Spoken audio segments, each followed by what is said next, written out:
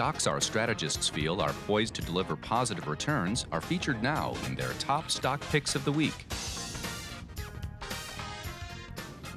Hey, here's something interesting. Both of this week's top stock picks are at fresh highs. Brian Hamilton and Shiraz Mian here are going to favor us with their picks this time around. And Brian, you have a steel products company. Yes, Nucor. They manufacture and sell steel products primarily to the non-residential construction sector. Okay. Now, it was recently reported that the non-residential construction sector is expected to grow at a 7.7% growth rate annually through 2020.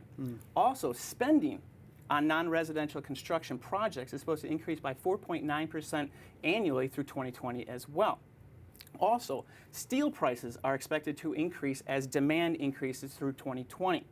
Now, Nucor has set themselves up perfectly for this. They have been investing in their steel mills, which enables them to produce more steel. They also expect increased profitability from their downstream products, which is recycling and pig iron.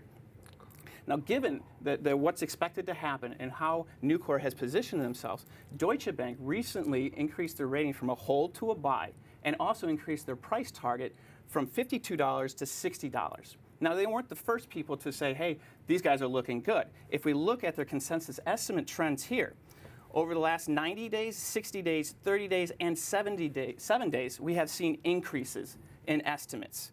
Also, if we take a look at their pricing consensus graph, while they had some difficulties from 13 to 15, they are now in 2016 seeing upward trends in both their estimates and their current stock price.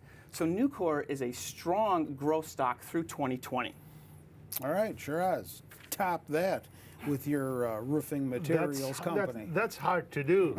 The one thing I have common with Brian's stock is the non-residential construction end market that he talked about. Okay.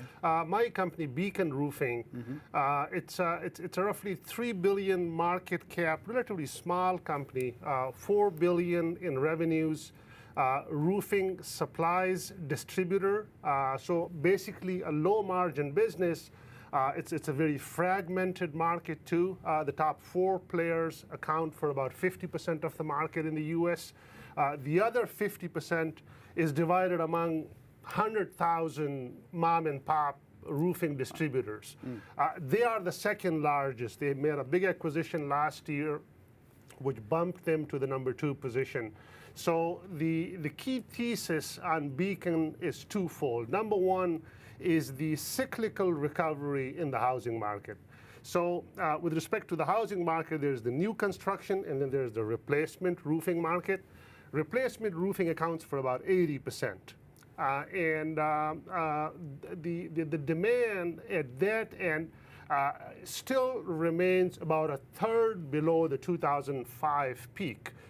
So folks have been sitting on their hands, not really doing the replacements for their shingles. So there is a ton of pent-up demand, and the analysts on the street have been hoping for when the inflection point will come when they have to reshingle their roof. So there is the hope that the replacement market demand will come back in a strong way. On the new construction side, it's about a 1 million units annualized basis right now. The hope is in the next couple of years it'll get to about 1.4, 1.5 million, and they being the second biggest player in the market will be a key beneficiary of that trend. And on top of that, as I mentioned, the unconsolidated portion of the roofing market, they have actively been rolling it up and consolidating them. So they are a big acquirer of these smaller players. They have a track record of very efficiently integrating these guys into their network, increasing their geographic footprint.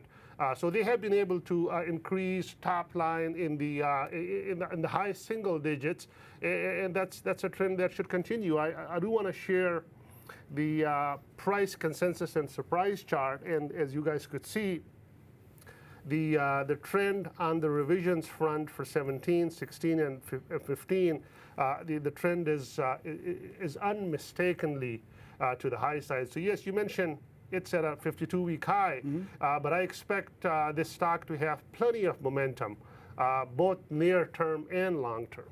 Okay, yeah, it hit that high on July the 7th, according to our website here, Zacks.com. Hopefully that pent-up demand doesn't translate to a ceiling on that stock price. No, it won't. Anytime soon. That's right. Do either of you guys own these stocks? No. I own Beacon in the Zacks Focus List portfolio, and it has done really good for us over there. Okay, well, thanks for that. And don't forget, you can check out more stock information on our website, Zacks.com. Stock picks, stock picking strategies, and commentary, all accessible from the homepage, Zacks.com. With Brian and Shiraz, I'm Terry Ruffalo.